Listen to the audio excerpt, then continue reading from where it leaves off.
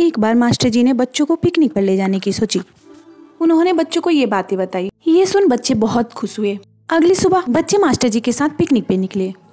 वो जगह अच्छी तो थी पर थोड़ी डरावनी भी थी। बच्चे इधर उधर घूम रहे थे।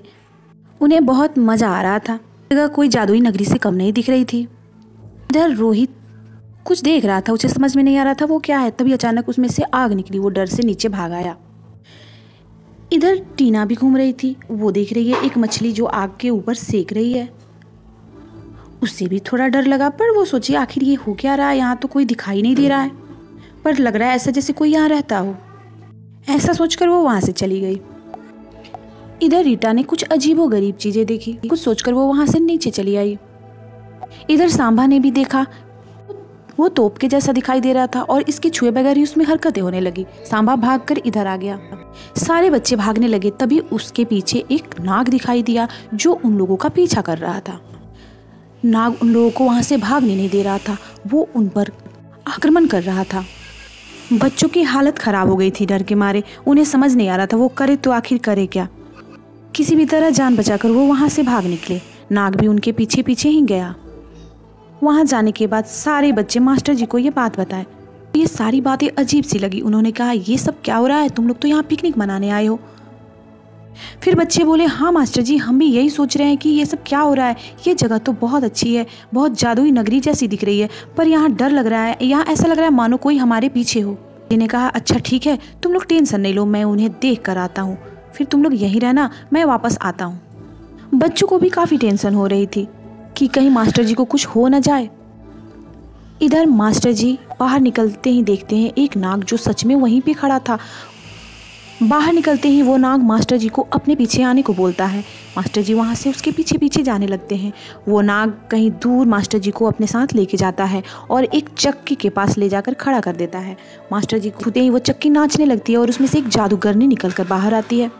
उस जादूगरनी को देख के मास्टर जी अचंभित हो जाते हैं और वो बोलते हैं अरे तू कौन है। जादूगरनी हंसने लगती है और बोलती है अरे मैं कौन हूँ, मैं यहाँ की मालकिन हूँ। ऐसा करके वो अपनी टोपी को नीचे गिरा के फिर पहन लेती है। मास्टर जी पूछते हैं तू चाहती क्या है आखिर। जादूगरनी बोलती है मैं कुछ नहीं चाहती हूँ, मैं अब ये बता रही हूँ तुझे कि जितने भी तेरे बच्चे हैं जिन्हें तू घूमने के लिए इधर ले आया है वो सारे अब मेरे हवाले हैं और तू उन्हें वापस नहीं ले जा सकता। ऐसा सुनकर मास्टर जी दौड़ते हुए बच्चों के पास जाते हैं। हालत देखकर वो वहीं घबरा जाते हैं। उन्हें कुछ भी समझ में नहीं आता। वो खुद से ही बहुत दुखी हो जाते हैं। सारे बच्चे मिलकर मास्टर जी को बोलने लगते हैं अरे मास्टर जी हमें बचा लो, जादूगरनी ने पता नहीं हमें क्या बना डाला है। बच्चों की बातें सुनकर मास्टर जी बहुत दुखी हो जाते हैं और वो वहाँ से जादूगरनी को मिलने के लिए निकल पड़ते हैं। जैसे ही वो निकलते हैं तब तक वो एक मछली जो ऊपर से उड़ती हुई मास्टर जी के पास आती है और बोलती है सुनो मास्टर, मैं एक राज की बात बताती हूँ, तुम मुझसे ये मत पूछना मैं कौन हूँ। ऊपर चलते ही तुझे एक पत्थर दिखाई देगा और उस पत्थर को मैं बोलूँगी खुल जा, तो वो खुल जाएगा और उसमें से एक जिन निकलेगा। वो जिन जिसको भी अपने आगे देखता है उसी को अपना मालिक समझ बैठता है और वो जादूगरनी उसी जिन की मदद से यहाँ की मालकिन बनी हुई है। अब आगे की बातें तो तू समझ ही गया होगा ना।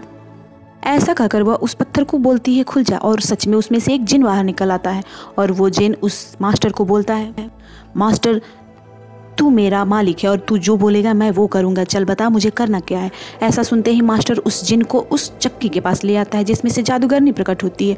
जादूगरनी जिन को देखते ही सारी बातें समझ जाती है और फिर वो मास्टर को धमकाने लगती है। तभी जिन उसे बोलता है मैं तुझे काट डालूंगा आगे अगर तूने मेरे मालिक को कुछ भी बोला तो। ऐसा कहते हुए वो जिन उस जादूगरनी का पीछा करने लगता है। जादूगरनी तो बहुत डर जाती है क्योंकि उसे सब समझ में आ जाता है।